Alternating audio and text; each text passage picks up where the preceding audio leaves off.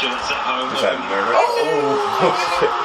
Rutgers University, this student is scoring in a game of virtual soccer. It's a small victory in one of 2 recovery dorms. The 38 students in the so-called recovery house here seek a larger victory, a life free of drugs and alcohol. Counselors ask that current residents not be shown to protect their anonymity.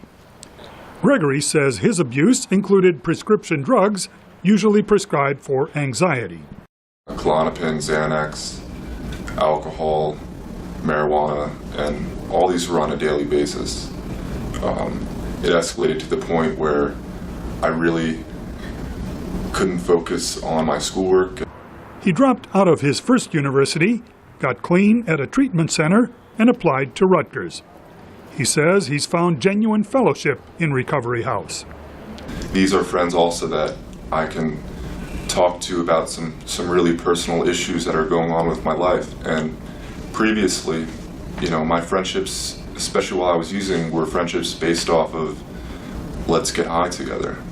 Lisa Laitman founded the university's alcohol and other drug assistance program.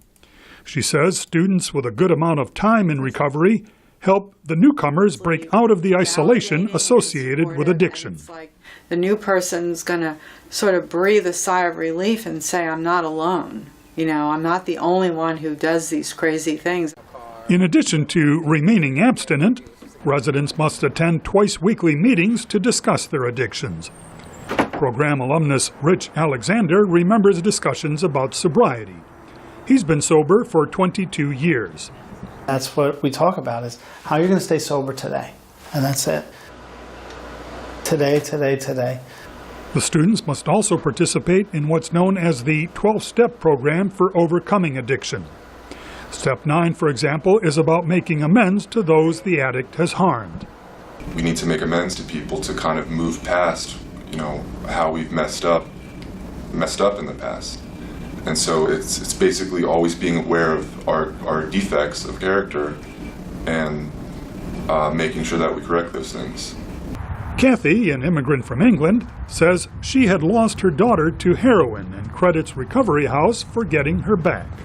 They do barbecues, they go and see hockey games, they have, walking activities, cycling activities. So this thing is going on which they do together as a family, team, whatever you want to call it.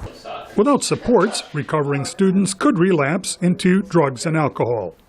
Recovery House means they have the chance to continue their studies without interruption. Rutgers says many program alumni have won big victories in life: higher degrees, successful careers, and meaningful relationships. Peter Fedynsky, VOA News, New Brunswick, New Jersey.